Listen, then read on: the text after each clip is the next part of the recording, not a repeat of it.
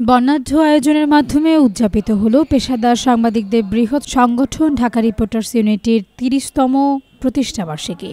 আজ সকালে ডিআইইউর চত্বরে জাতীয় পতাকা উত্তোলন, বেলুন ও পায়রা উড়িয়ে এবং কেক কেটে প্রতিষ্ঠাবার্ষিকীর বর্ণাঢ্য আয়োজনের উদ্বোধন করা হয়। অনুষ্ঠানে অতিথি হিসেবে উপস্থিত ছিলেন বাংলাদেশ জাতীয়তাবাদী দল বিএনপির স্থায়ী কমিটির সদস্য আমির খসরু মাহমুদ চৌধুরী, বাংলাদেশ জামায়াত ইসলামের কেন্দ্রীয় নির্বাহী পরিষদ সদস্য ও সহকারী সেক্রেটারি জেনারেল অ্যাডভোকেট এহসানুল মাহবুব জুবায়ের। অনুষ্ঠানে সভাপতিত্ব করেন ডিআরইউ সভাপতি আবু সালে আকন। অনুষ্ঠান সঞ্চালনা করেন সাধারণ সম্পাদক মাইনুল হাসান সোহেল। বিএনপির স্থায়ী কমিটির সদস্য আমির খসরু মাহমুদ চৌধুরী বলেন, ৩০ বছরের পথ চলায় ডিআরইউ শুধু একটি সংগঠন নয়, এটি এখন দেশের সাংবাদিক সমাজের শক্তিশালী কণ্ঠস্বর।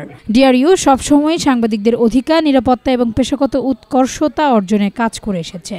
অনুষ্ঠানে ডিআরইউর সাবেক সভাপতি শাহেদ চৌধুরী, সাইফুল ইসলাম, ইলিয়াস হোসেন, রফিকুল ইসলাম আজাদ, ডিআরইউর সাবেক সাধারণ সম্পাদক, ঢাকা সাংবাদিক ইউনিয়ন ডিইউজে সভাপতি শহীদুল ইসলাম সহ সংগঠনের সদস্যরা উপস্থিত ছিলেন। দুপুর 12:30টার দিকে ঢাকা রিপোর্টার্স ইউনিটির মিলনায়তনে কেক কাটা অনুষ্ঠানে অতিথি হিসেবে উপস্থিত ছিলেন মাল্টিমোড গ্রুপের ভাইস চেয়ারম্যান নাসরিন ফাতেমা আওয়াল মিন্টু। প্রতিষ্ঠাবার্ষিকী উপলক্ষে ডিআরইউ চত্বর বেলুন দিয়ে সাজানো এবং আলোকসজ্জা করা হয়। এছাড়া প্রতিষ্ঠাবার্ষিকী উপলক্ষে ইনসাফ, বারাকা, কিডনি অ্যান্ড জেনারেল হাসপাতালের সৌজন্যে দিনব্যাপী মেডিকেল ক্যাম্প আয়োজনে সহযোগিতা করেছে।